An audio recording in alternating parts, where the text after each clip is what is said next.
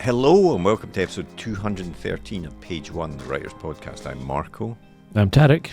And thanks for joining us on the podcast where we like to speak to writers of all kinds about their writing careers, find out how they got into the industry and get as many hints and tips from them as possible.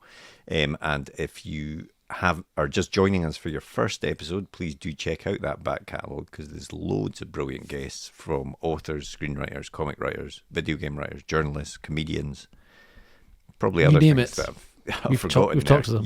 Yeah, exactly. But this week we are speaking with a debut author. We are indeed. This week we are chatting with the wonderful Annabel Campbell.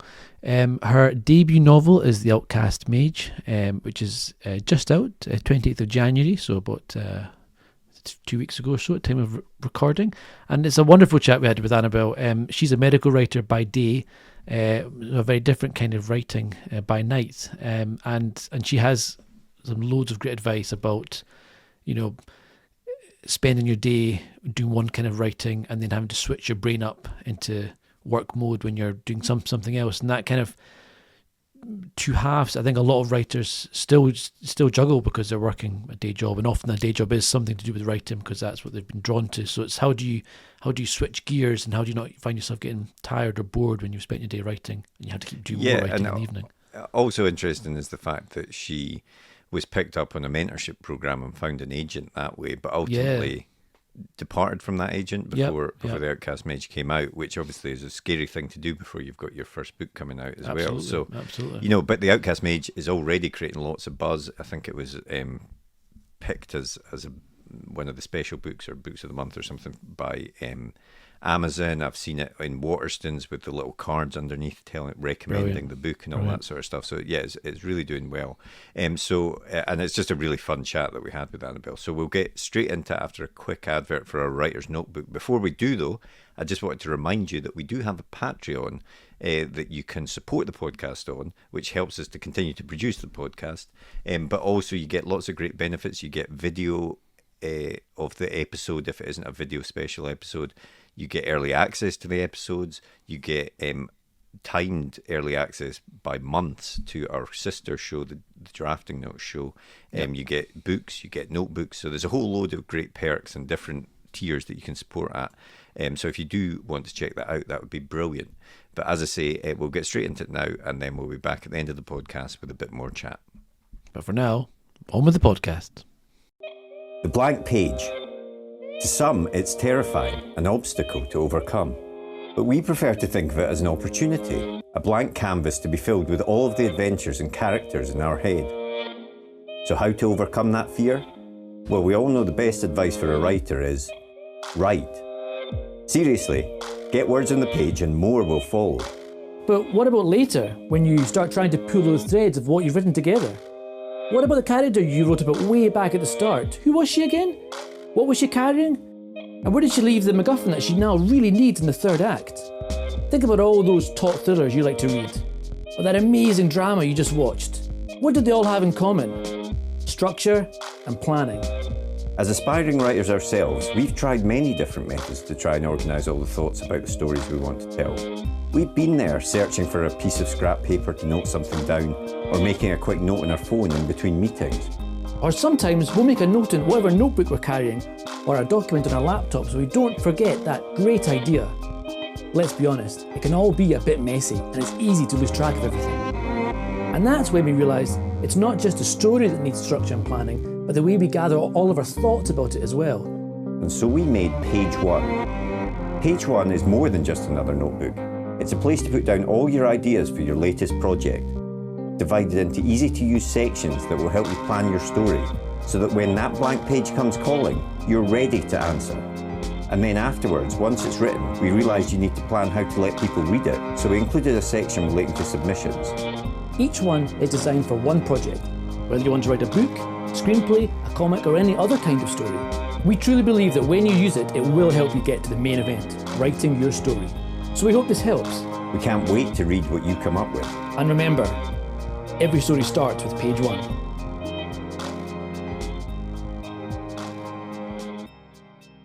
Did you always want to be a writer? Yes. for as long as I remember, I've wanted to be a writer. It's something that I always wrote stories. My parents found this like little stapled together book that I wrote when I was really young and had the audacity to charge £5 for. So I guess I was ambitious. £5, that's good. I know, right? It's inflation. That's a hardback price right there. Right? Like, but I think in the middle of my life, I sort of stopped believing it was possible. So I went a big gap where I didn't even really write during that time, and I gave up on it. But I'm really glad that I've come back to it, and obviously it has worked out, so that's pretty exciting. And you work by day as a medical writer, which I know is a very different type of writing, but I guess, are there similarities at all? Like, is there a kind of putting words on the page, even if you're not feeling it? Is that kind of a similar thing? Yeah, it uses the same part of your brain, which in retrospect is kind of a mistake to have that as your day job when you're passionate. I guess like good science tells a story. So there's a beginning and a middle and an end, and you want to take readers along for that story. So I know it sounds odd, but yeah, there's probably more similarities than you think. But you make less stuff up. I mean, no stuff up. Yeah, let's hope so. But so you did want to be a writer, but you obviously went down a different path initially. I mean, were you always writing short stories or playing about with fiction even in that period before you then started to take it more seriously again? Yeah, I mean, I was never really a short story writer, actually. I'm kind of in awe of people who can do that, because I think it is a totally different skill. Yeah. So I started writing terrible fan fiction, as I think many writers do start writing terrible fan fiction. And then I wrote a book as like when I was like 13 or 14, which was 100% not The Lord of the Rings, except that it totally was The Lord of the Rings. There was an elf character called Venelas, which I'm like, wow, nice. pull that about. Nice. Well done, totally different. He died tragically though, so you know. Completely different, yeah. Yeah, absolutely. But yeah, so I always wanted to write, and then I actually started this book, The Outcast Mage, though it wasn't called that back then, when I was 14, embarrassingly. Oh wow. Okay. But it's not the same book. So you know that people say like, don't publish your first book. True, do not do that. It is massively different, as everyone will be very relieved to hear. It's not written by a 14-year-old girl. So how long, I mean, at what point then, you kind of said that you kind of fell out of the kind of idea of making a living as a writer, as a fiction writer. What changed that then? What brought you back to thinking, actually, I do want to give this a go? I guess like because it was something I really loved doing and I hadn't done it for a really long time, I knew there was like something missing from my life, I guess. And I went through a massive like mental health thing where I was like reevaluating what I really cared about and what I wanted to do. And actually, yeah, I got back into it writing shit fanfic again. Like I read Uprooted and I wrote some Uprooted fanfiction, had a great time, and I was like, wait, I really love doing this. So I went back to this idea that has just stayed with me forever. I mean, maybe less the idea and more the characters and the location, I guess. And was like, okay, cool, let's just start this again. And I completely started it again from the beginning, and did something that I didn't know at the time was called reverse outlining, but that's what it is, I guess. And yeah, just I think it was probably a couple of years before the pandemic, because like around the time of the pandemic was when I was like looking to do something with it. I was kind of annoyed as well because everyone was like, oh, did you write your book in the pandemic? I'm like, no. But yeah, it was kind of around then that I then started to try and do something with it. And was that the Outcast Mage then, or that what became the Outcast? Yeah, it was what became the Outcast Mage. Yeah. And you talked about reverse outlining there. So what? I mean, is that essentially when you write the book and then work out what the story is? Yeah, yes. Nice. I mean, I guess what you have is like, yeah, you have a really, really crappy first draft in my case, and you sort of go, what part of this do I want to make into the story? And you plot out the main beats, and then sort of, in the case of the Outcast Mage, I totally rewrote it. But now that I've had, thankfully, a little bit more experience, now it would be a case of just like, I know some people hate Save the Cat, but it can be like a great thing to go back to line up with your outline and be like, okay, so where do I need to deepen like the excitement and trauma here, and where do I need to calm it down a little bit? So that's kind of what I mean by reverse outlining, is like, yeah, make an outline and then notes of like how you need to fit your narrative back to that. Punch it up, to use Punch it up, yeah. Hollywood speak. So you had this draft. You started wanting to do something with it. What did you do then? Did you just send it out to a load of agents and try and get it picked up at that stage? No, so I didn't actually. So at that time, an agency was advertising a mentorship program, and I'd never queried. I'd looked at the Writer and Artist yearbook when I was quite young, seen how hard it was to get an agent, cried and never tried. And so when this mentorship came up, the idea was that you basically send off the first 30,000 words, I think it was, or up to the first 30,000 words, and then an agent would look at it and they would help coach you through the rest of the manuscript. I actually had a lot more of the manuscript at that point, but it wasn't totally finished. And what I didn't realize at the time when I applied is you actually got an agent as a part of that. So that was kind of like my first step. And it was a real confidence boost. But in retrospect, I know everyone hates querying and we're all looking for a way to skip the querying process.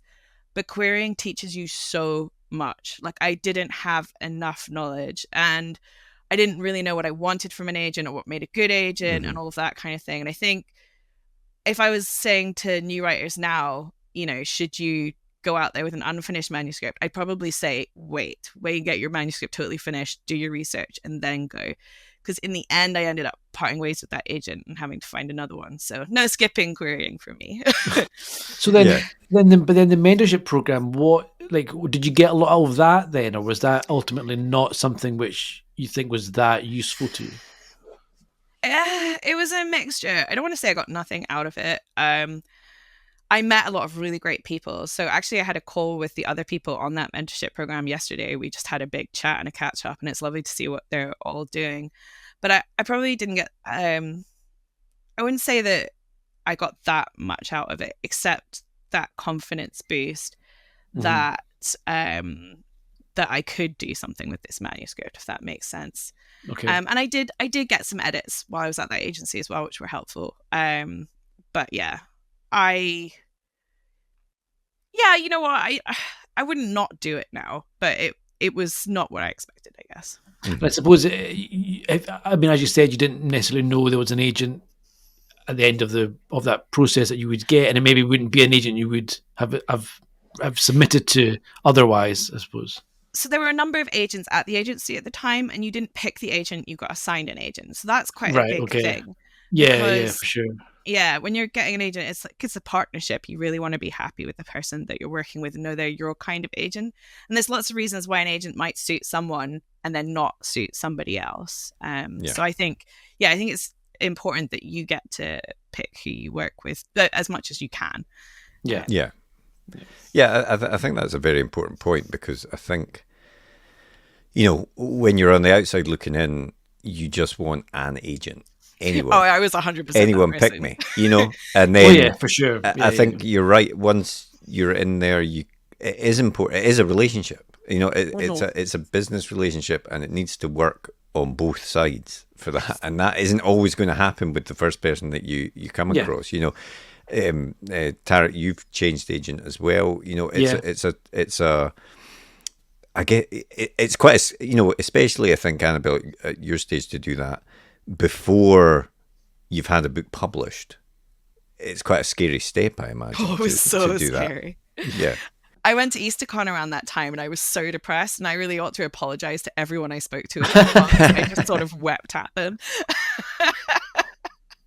I think thankfully everything turned out okay. Yeah, exactly. It is all like a learning process, isn't it? Like, we've talked before in the show how the gatekeepers, and this is kind of walled garden almost, and once you get, you do anything to get into it, and it's only once you get into it you realize what the land's like and how everything works, and then you're like, okay, now I have a bit more knowledge, now I know actually this is a better region, or this would be a better process, and you don't know that when you're first going. You literally you are grabbing anything just to get a foot in the door, and you have to get into that, through that door This metaphor is getting totally strangled. But once I you like get in it. there, I like it. There's a door now in this field. The door What's is the happening? feel of the door. Once you're through that door, It's just a field off doors.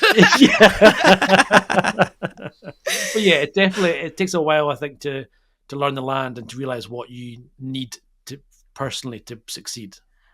I think especially because I hadn't been writing for a long time, like having picked it up again at that point, I hadn't been in the writing world particularly. So I didn't have a lot of friends who were writers. And I think, as you say, like it's a learning experience, but also you can learn a lot from your peers. So something like the Edinburgh Science Fiction Writing Group has been like incredible for me, meeting lots of different writers. The Glasgow Writers Circle as well are just like the most amazing and supportive group of people. And I think, I think your peers can tell you a lot. And it's those people that helped me when I ended up leaving one agent and looking for another one. Yeah, it is. It's a funny, we've discussed this on the podcast before, but it is such a strange industry to try and work in. Especially as a writer, I think, because obviously the writers are arguably the most important bit of the whole process, but everything about the way the industry works is so opaque in a lot of ways, and it doesn't. If you're not in it, if you've not had that experience of stepping into Tarek's field of doors,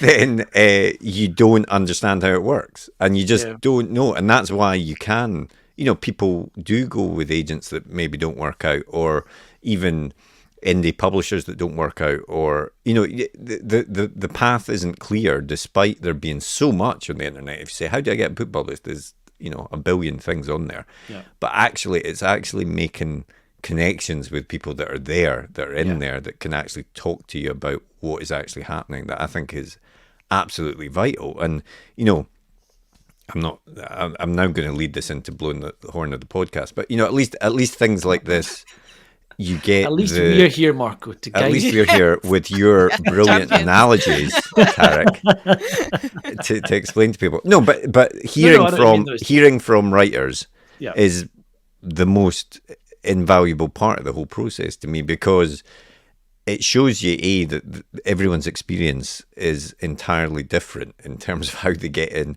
and how they then progress through their career. And I don't think that's something that is obvious at the start. But I didn't mean to make a speech there, but I seem to have done so. But if we go back to you, so obviously you had the mentorship program, you changed agent, and then what was the process there? Like, were there more edits of the draft once you got the new agent before it then went out to publishers and stuff? Had it gone out to publishers at the previous agency? No, right. So it had been really at the stage where it was about to go out to editors, and it hadn't been submitted at all. And with the new agent, there weren't very many edits, but those edits were great. There were a couple of really, like, when someone really gets your manuscript and they like hone down onto like the key bits, and when you hear the edits, you're either like, oh yeah, I should have seen that, or like, oh, I know, I was hoping you didn't notice, and like they make you deal with it. Or like in the case of Robert, he asked me some really key questions, and I was like, I should probably know the answer to those. So no, they were great. And then the plan after that was we were going to go just a sort of wide submission with it, but it was just before summer, so not when you should be submitting a manuscript to publishers traditionally. But we saw a manuscript wish list from my now editor that looked very much like my book. And so, Robbie was like, let's go for it. Let's give it a shot. And we did an exclusive submission to Orbit. And at the end of that, they said yes, which is freaking awesome. Nice. That's fantastic. Yeah. Well, and I mean, we've been chatting about the book, The Outcast Mage. We've not actually talked about what the book is about.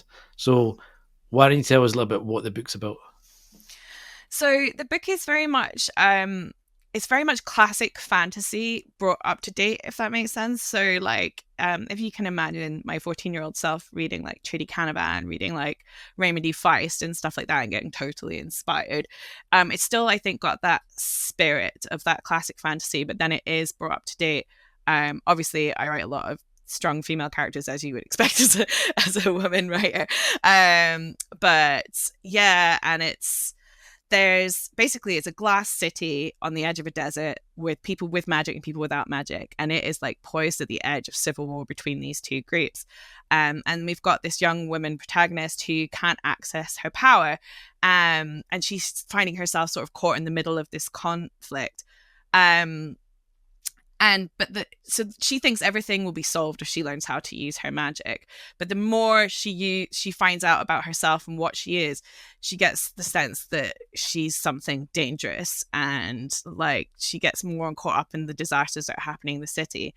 And a really key focal point of it is that sort of traditional wizard mentor character. Like there are so many of them, like, I mean, that we love, like Gandalf being like the quintessential wizard mentor, but like there's a Karen in the Black Magician trilogy and all of that, and his relationship with Nyla, who's the main character, as his pupil, and yeah, I mean, he's an absolute hot mess of a character. It's very much a lot of fun to write him, and all of he's incredibly powerful, but she's a high intelligence, low wisdom stat, so fucks up a lot.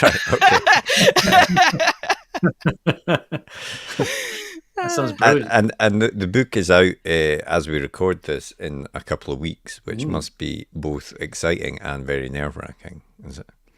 It's really weird. Yeah, it's really, really exciting. And you see people starting to review it. I've had some lovely responses from people. Someone today posted a video of them painting the edges of the book, which is like so cool. And then obviously terrifying as well. But what's quite nice for me is, so I have a 6-month-old son, and he's very time consuming. So he doesn't let me worry about things too much, because you know how you might like dwell and stew in your own juices about stuff. I don't have time for that right now. So he's been great. Excellent distraction. There you go. There's the solution exactly. to it. Just a baby. Like I did see there was Inkstone Books have done a really nice special edition of it with kind of foil on the cover and those, like, you know, sprayed edges. Edges. Terrible word for a wonderful thing. But it's a really cool look to it. And you know, it's something we're seeing, I think, a lot of in mainly fantasy books, get this lovely edition made for them.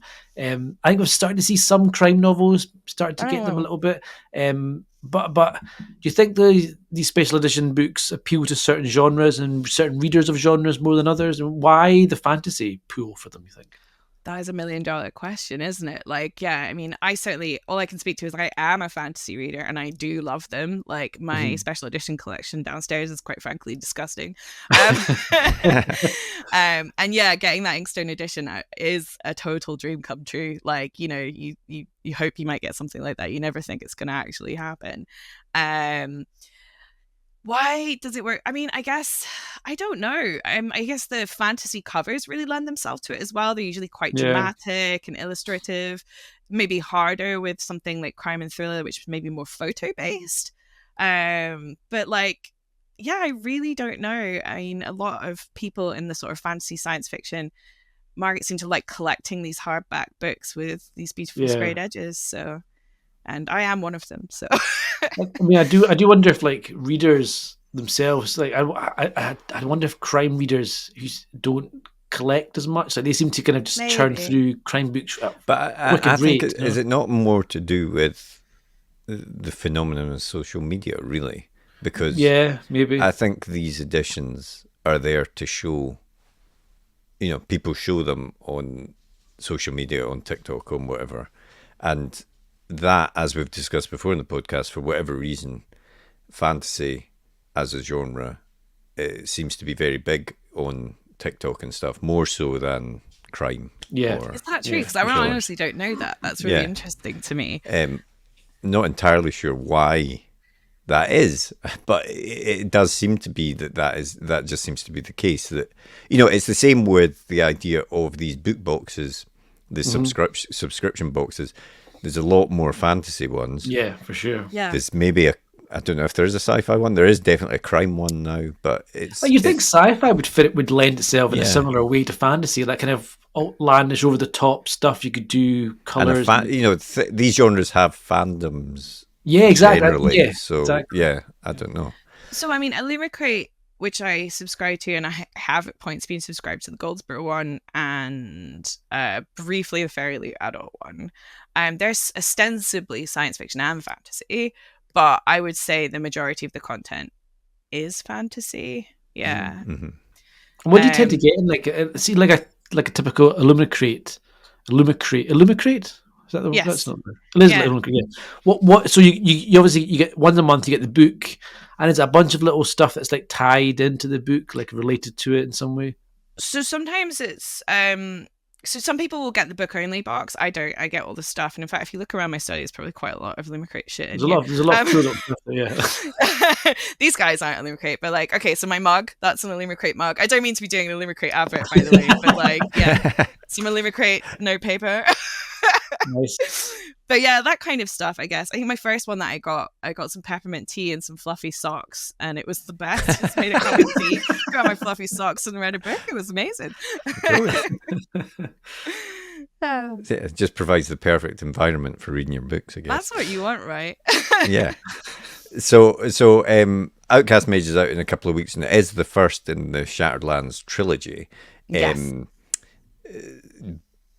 First of all, I always ask when you're doing something like a trilogy, did you always have the idea for a trilogy in your head, or was the Outcast Mage sort of in your head a standalone that has been expanded into a trilogy? It was always a trilogy, or it always had the contents of a trilogy. I didn't necessarily realize it was a trilogy until I really started writing it and realized, oh my god, none of this will fit in the book. Yeah. Like, it's too big.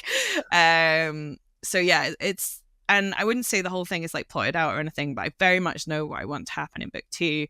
Book 3, I know how it ends, and I know some key points. So it's like the further away you get from the point you're at, the less you know, I guess. Which is kind of the same when you start a book.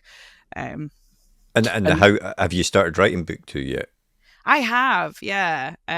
Less than I would like because of said 6-month-old child. But I need to be getting back into it.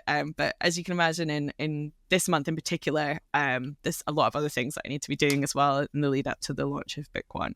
But yeah, absolutely. I'm about maybe about a third of the way through book 2. So yeah. And when you gave Orbit your kind of exclusive pitch for the Outcast Mage, was it pitched as a trilogy? Like, did they know, Yes. or yeah, they knew, and they liked that idea of that and stuff. That was there. Cool. Yes. I think with something like an epic fantasy, I wouldn't say it's expected, but I mean, it wasn't a surprise to them that it was a trilogy. We sent in, I don't even think we sent a synopsis for book 1, but we sent the synopsis for book 2. And then a summary of book 3, which was literally a paragraph. So, you can see the detail fading out. Yeah, they knew from the start.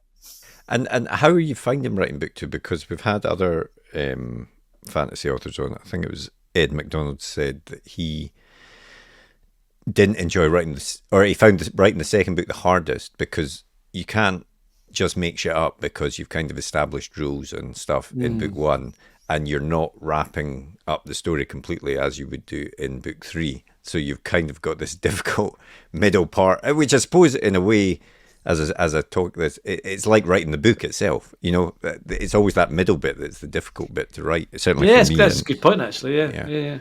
So I hate writing endings. So right, okay. All right, okay. I don't want to jinx You're myself. loving book 2. I don't want to jinx myself, but so far book 2 is okay, and I think partly because that's been in my head for a really long time, and the stuff that I wanted, like, I was desperate to write it straight away after finishing book 1, but because you never know if you're going to sell the book or not, it's a stupid thing really to do. You should write the next different book. I mean, not stupid, but for me, I thought I didn't want to put all my eggs in one basket like that. So yeah, I was desperate to write it, but who knows? I haven't got that far through it yet. It could all go horribly wrong. I suspect I will struggle with book 3 because of the wrapping up element of it, and like, yeah, I hate writing endings. Oh my God. Especially the ending of a trilogy. I'm sure it'll be great, guys. Please write. Please write. But the endings are tough, I think, because and especially I imagine writing a trilogy when you're wrapping up stuff, because you need to stick the landing and beat all expectations and other people for years. I mean, I'm sure I'm making it easier for you by saying this. Yeah. But yes, like, I get the stress. Yeah. Yeah, someone has said in a review, like, I try not to read reviews too much. My husband does send me nice ones, but occasionally, like, the nice ones, like, have something in it that they are like, this wasn't perfect, but I'm sure she'll sort it in book 2. And I'm like, will I? I will now. So when you're, so you're writing book 2, you're a third or so in. What's your process then? Are you a kind of sit down at 9 a.m. write till 5 p.m.? Is it a case of write at 2 in the morning with a when you're 6-month-old? Yeah. Exactly, yeah. So I used to write in the mornings before work, because I used to work full time as a medical writer, and before that as a researcher at the university. And so I would get up. I'm not really, I hate getting up in the morning, but my brain functions best in the morning, so I'm like a reluctant morning person.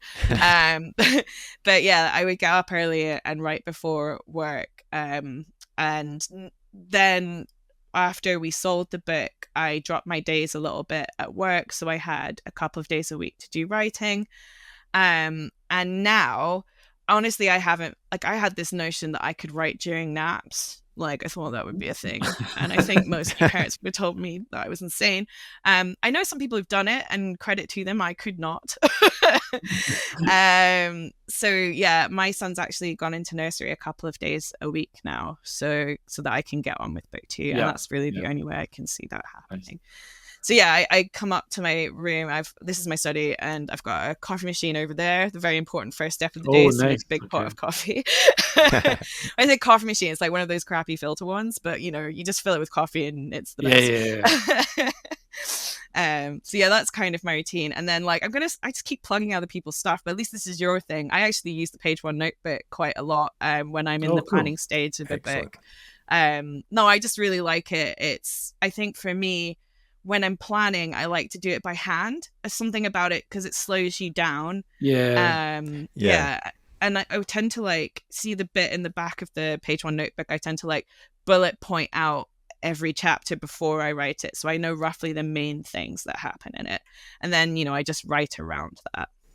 Nice. Yeah, it's when I'm planning, I don't know, I find it too. I've got all these ideas in my head, and my brain is sort of making connections between them. But if I try and type, if I try and type it out, it never works. Whereas if I just sort of sketch down, handwrite, as you say, these various ideas, then I can start to make the connections more legible to myself, I guess.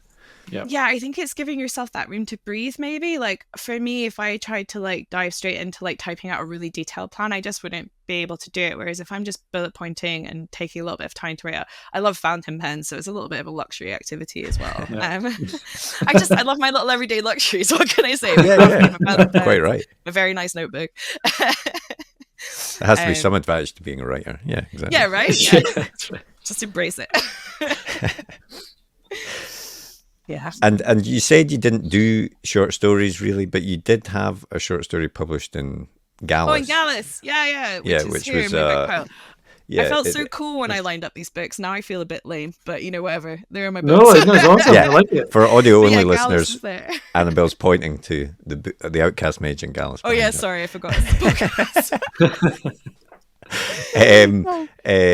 So I mean, how did you find that? Because as you say, some people are very, find short stories are easy, or they have the skill to do that. But to me, it is. I agree. It's a very different skill, writing a short story to writing a full-length novel, because you have to compress all of that into one short little thing, which isn't always easy. So was that a difficult thing for you to do? It was a different experience, and I think one of the things that teaches you how to write a novel, for example, is reading novels. And I read a ton of novels, and truthfully hadn't read a lot of short stories. As I made more friends in the sort of writing community, I have read more short stories because my friends publish amazing ones, and people like Kat Hellison and Lindsay Kroll, like, I love their work so much. And so they probably taught me a bit how to write short stories just from reading their work.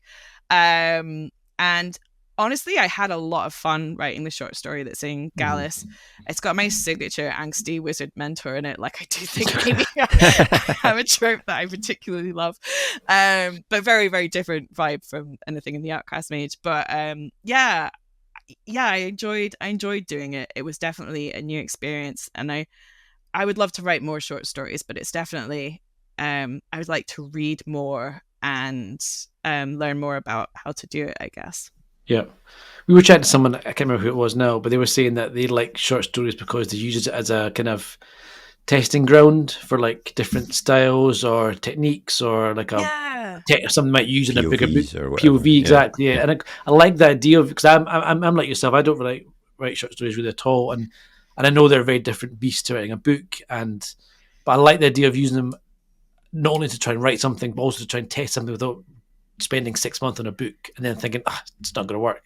Yeah, N.K. Jemisin does that. I loved N.K. Jemison's short story collection, because in there you could see the bones of some of the books that she'd gone on to write. Oh, that's cool. She'd taken an idea for a walk and then gone, I'm going to take this and turn it into a novel, which was really cool. But yeah, it's not something I personally have done, but I could absolutely see that being a really cool way to get yourself into the mindset for a longer work. Yeah. And with fantasy books, often there's a trilogy, but then sometimes there can be another trilogy in the same universe, or is that something that you would want to do, or would you want to explore something entirely different after this, or have you just not thought that far ahead?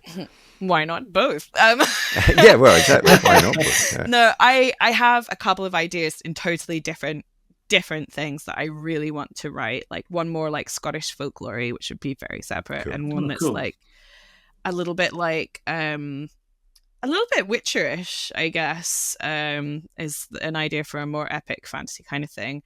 But if someone was like, do you want to do more books in the world of the Outcast Mage? There's a character in it. It's this really snarky priest character from this like great holy empire, which doesn't feature a ton in the book as a location. I would love to do something that dug more into that. So like totally separate, standalone-ish, but in the same world. Yeah, I wouldn't say no if they asked me. Cool. Would you ever want to write something that's not a book at all, like a screenplay or a comic? Oh my gosh, I've never ever thought about writing screenplay stuff. Like, it would be amazing, but I would simply have no idea where to start or how to do it. But a comic, absolutely, sign me up. Like, I love comics and graphic novels. Sometimes, like, you find yourself sort of imagining scenes from your work, like, on one of those big double page spreads of a graphic novel. Like, I have totally daydreamed that. In fact, a guy I know called Chris Simmons, he did some, he's a comic book artist, and he did the character art that I've done, I've had done for amazing. My book. Nice. And yeah, giving him details of like the characters, I've always been like, it would be really cool if you could like do a little like, a couple of scenes for it or something. Well, Hi, cool. Chris. He worked with Dave Cook, didn't he, on something together? I'm sure. Oh, I don't know. Sorry. What it was. I'm sure I've got a Kickstarter comic from the two of them. Oh, maybe. Yeah, absolutely. Years ago. He did. Oh my god, I can't believe I can't plug the name of his graphic novel. But he did something with dinosaurs as well, which is really fucking cool. Cool. And I know you're a big board game fan as well. I am. It's like, disgusting. Board game set in the world of the Outcast Mage. How about that? Oh my god, stop. Or a card game, right? Yeah, or a card game. Yeah. Oh my, a deck builder or something. Yes, anytime, friends. I would be so up for that. Or just even something completely unrelated to the Outcast Mage. Someone at like getting to like work with someone on a board game would be the coolest thing. Yeah. Like, we have a ridiculous collection of board games, which obviously we're playing none of right now with the 6-month-old baby. Yeah. So New Year's Eve, me and Omar managed to play the Ticket to Ride Legacy game like a couple of days ago, and it was magical. Yeah, no, but actually board games as well are, they're, I guess, a sort of new frontier of, there are more and more board games that are coming out that have some sort of narrative element to them. Yeah. They're my favourites, if I'm honest. Like, I'm thinking of things like Tainted Grail and things like that. Tainted Grail's amazing. Yes. Yeah, the quality of the story in Tainted Grail, the quality of the writing is up there with some fantasy books. So it is an interesting thing to see see if that will continue to grow, or Yeah. board gaming itself, I guess, is a bit of a niche, but it is definitely a growing. I definitely a think it's growing thing. growing. Yeah. And no, like a lot of people my age seem to be really into board games at the moment, like sort of rediscovering it, especially those big narrative epics. Awaken Realms, I am available if you want me to write you. There you go. No, also video games, right, are really like interesting storytelling as well. I feel like with the recent like Dragon Age Veilguard, like those big kind of epic games like Mass Effect, like the Mass Effect trilogy is probably my absolute Baldur's favorite Gate 3. game. Baldur's Gate 3, oh my god, how could I even forget? Yeah, absolutely. I mean, not that I played it like a dating sim or anything, but the Mass Effect stuff. I'm so excited for the new Mass Effect 4, whatever it's going to be called. But I feel those ones. I remember that's Mass Effect Andromeda Erasure there, Tarek. It is good. Well, it is because Andromeda's crap, so that doesn't exist. In my I liked mind. Andromeda. It was rubbish. It wasn't as good, but I enjoyed it. They banged on about those floating rocks every like cutscene. I was like, they were like, oh, these rocks floating. I was like, is that the only thing you can think of on a planet? These floating rocks, like the imagination is limited. But I don't think I finished it. But those first 3 games, incredible. Yeah, no, but I suppose it shows that there are a lot of different pathways for writers these days. That and even like things like narrative podcasts and things like that. Audio dramas, all sorts of all absolutely. sorts of things that would be exciting to get involved in. So Outcast Mage is out in a couple of weeks. Is there a date for the second one coming out yet? I have to write it first. Coming soon. It'll be next year. But I'm not 100% sure what date yet. I think it might slightly depend on when I finish it. TBD. Cool. TBD.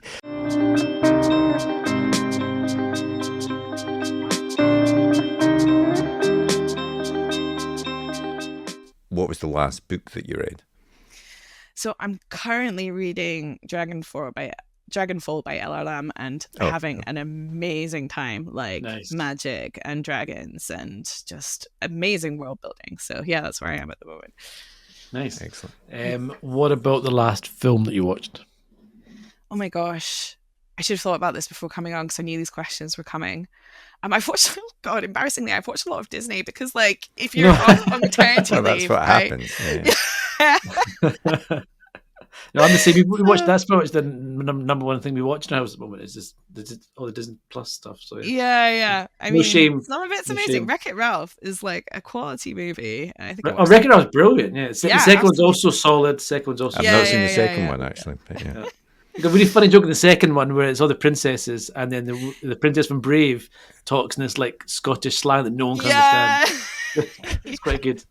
Yeah, I enjoyed that. What about TV shows? What TV shows have you been watching? Oh my god! After like a million people told me to watch it, I finally watched Severance, and so good. That is good TV. Yeah, it was like borderline. Like I should probably do something else that's like like sterilize some balls for my son, but instead maybe another episode of Severance. Yeah, we're watching it again before season 2, and I'd forgotten how good it is. Like it's the writing, the world building, like the concept of so clever. Not remembering when you leave the office. They drill into it so well. It's so well done. I need to watch it again because it's definitely one that I'd forgotten so much. Yeah, no. Incredible lesson in storytelling as well, because I think they walk this really narrow path of like when you like obscure so much information that it's annoying, or obscure just enough information that it's fascinating and compelling. And they always stay firmly on that side, but it is so close. You know what I mean? And I'm like, but never was I like annoyed with it. I was just like, oh my god. No, I know exactly. I mean, the pacing of the reviews is done, and not like watching one last night. They go into a room and there's like a guy like feeding goats with a bottle, and they're all screaming. And I was like, and he's like, get out of here, get out of here! And I was like, they never explained it, or so far anyway. I can't remember. And I was like, but it would totally seem to work. It was great. Yeah, excellent. The very, very last thing we'll do is super quick fire either or, and there's no right answer here apart from one. We'll get to that at the end. We'll start off with Trudy Canavan or Ursula Le Guin. Oh my god, Trudy Canavan. Some people are going to disown me for that answer. TV or cinema? TV. Night owl or early bird? I think I know the answer to this one. Yeah, I am an early bird, but reluctantly. Not by choice, yeah. I sort of switch off in the evenings. Music or no music when you're writing? Music. Definitely. Instrumental, though. I couldn't do lyrics. Do you do like some people make playlists for the particular book they're writing or whatever? Yeah. The Arcane soundtrack is now intrinsically nice. and it was funny because I only really listened to it during edits as well because I'd already written the book, but very, very tight to my writing now. Sorry, Arcane, taking it. And the last one, real book or an ebook? Real book. Hardback. This is I know. She just talked about getting sprayed edges. Exactly. No chance. Yeah, I'm the target market for that. What is maybe put out like special edition Kindles or something where you get like a nice a red Kindle with like the dragon up the side or something like you get game that only has one thing on it. No, but you can use anything. But it's actually, no. Now we're talking one Kindle per book. That's the marketing. That's where the money is. £100 a book. Yeah, there you go. Yeah, sustainability is just gone. Yeah, exactly. Don't get me wrong. I love an ebook. I think ebook, you could read I've read so many things on my Kindle. I do love them as well, but there is nothing that beats sitting down with that new book smell and just Tarek hates never get the people that smell books. Bunch of weirdos if you ask me. Yeah, okay, cool. I'm one of those weirdos. Right here.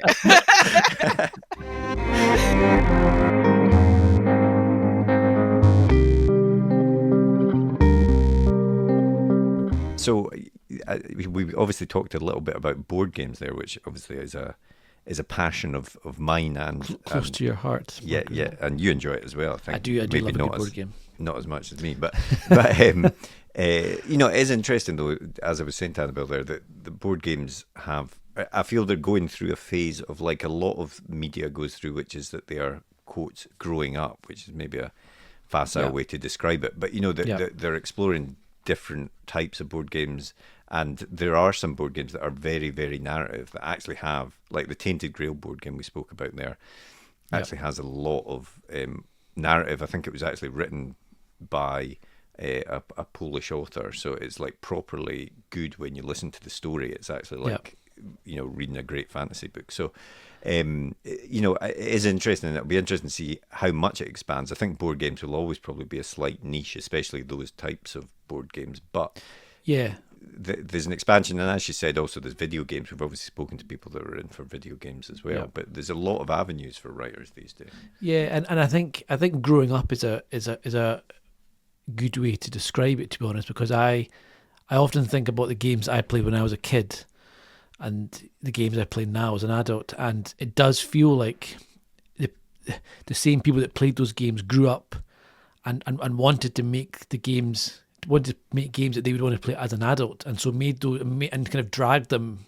by narratively and thematically, etc., into this kind of different world where this story is such a massive part of gaming now, in video games, board games. It never was. I don't remember it being like that at all when I was a kid. And I'm sure part of it is, you've got more space in a disc, etc., to put in cutscenes, etc. You couldn't do that before. But it's great seeing games grow, and the writing is such a big part of that. So it's a wonderful avenue, I think, if you're a writer wanting to go into it. It is fantastic. Yeah, and obviously Outcast Mage, as we said, is out now and it's doing well, so we'll put a link in the podcast description so you can pick that one up. But thanks very much to Annabel for coming on to the podcast. Really enjoyed that chat. But next week we've got another great guest, another Scottish guest, in fact. Yeah. Next week we're chatting with the awesome Chris McQueer, who Hings was his debut novel in 2017, which I think is... Well, short stories. Yeah. Short story, collection, which was... It's a novel that I think especially if you're Scottish, you might well recognise it. It was everywhere back in 2017. I remember it was kind of splashed everywhere. And it was compiled from stories that he wrote on Twitter. And it got some really, really funny anecdotes from how these short stories came to life and how they became the short story collection called Hings.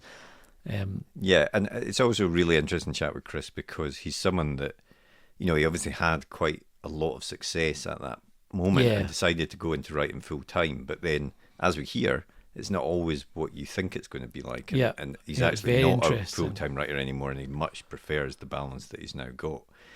So, I suppose be careful what you wish for sometimes, I guess. But it's a really interesting chat with Chris, so please do tune in for that one. If you enjoyed today's episode, please do take the time to rate and review us on your favourite podcast app, as that helps us to continue to get great guests on the podcast. And if you'd like to get in touch, you can always do so. A variety of ways. You can drop us a message on social media. Just search for @UKPage1 on your social media platform of choice. Or send us an email, which is it is podcast@rightgear.co.uk. Send us an email, send us your questions, any questions you would like us to start asking our guests, any suggestions for future guests you would like us to chat to.